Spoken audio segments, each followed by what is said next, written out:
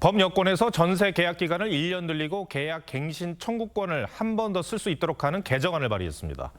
전세 기간이 3년씩 3번, 최대 9년이 되는 겁니다. 시장엔 어떤 영향을 미칠지 신유만 기자와 따져보겠습니다. 자, 신 기자, 이 법안의 취지가 뭡니까? 전세살이를 하는 서민들의 주거 안정성을 보장해줘야 한다는 취지입니다. 법안은 전체 가구의 평균 거주 기간이 7년에서 8년인데 비해 임차 가구의 평균 거주 기간은 3년 초반이라고 지적하고 있습니다.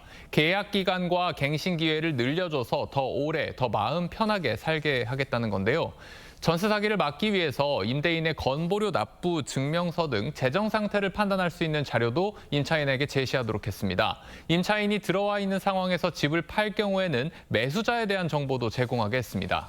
이 법안이 실제 실행이 되면 전월세 시장은 어떻게 변할까요?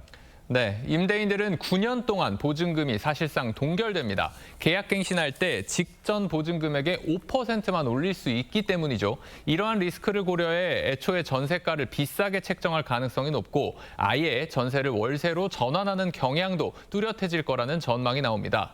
이런 반응은 계약갱신 청구권과 전월세 상한제가 도입됐던 2020년 임대차 3법 때도 나타났던 겁니다. 갱신하는 임대차 계약과 그리고 이제 새로 신규 계약 간의 가격 차이가 엄청나게 나는 거죠. 2중, 3중 가격이 형성되는 거죠. 전세 계약의 월세화를 가중시킬 수 있다라고 보는 거죠. 그러니까 전세 품귀 현상이 심화될 거란 얘기인데 그래도 사람들은 전세를 선호하겠죠. 그렇습니다.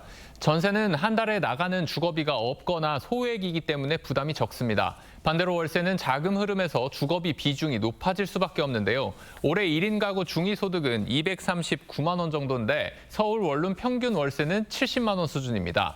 원룸에만 살아도 월 소득의 30% 가까이를 주거비로 쓰는 겁니다. 그동안 전세가 내 집 마련에 사다리 역할을 해온 것도 사실 아닙니까? 네. 전세 세입자는 월 주거비 부담이 줄어드니 그만큼의 돈을 모아서 내 집 마련을 할 수 있었습니다.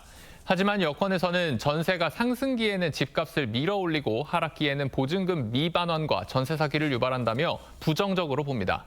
특히 갭 투기를 야기하는 주범으로 평가하기도 하죠. 하지만 여전히 전세를 원하는 수요를 간과하면 안 된다는 지적이 나옵니다. 2023년 말에 이뤄진 설문조사를 보면 선호하는 주거 형태 1순위는 압도적으로 자가였고 2순위로는 73.7%가 전세라고 답했습니다. 억지로 전세를 없앨라 그러면 겪어야 되는 아픔이 사회적으로 굉장히 클 수밖에 없어서 점진적으로 시장에서 발생하는 수용 가능한 정도의 전세 위축의 구도를 수용하고 받아들이는 게 저는 가장 합리적인 선택이라고 봅니다. 네, 이게 어떻게 연착륙시킬지에 대한 고민도 필요해 보입니다. 알겠습니다. 신유만 기자, 잘 들었습니다.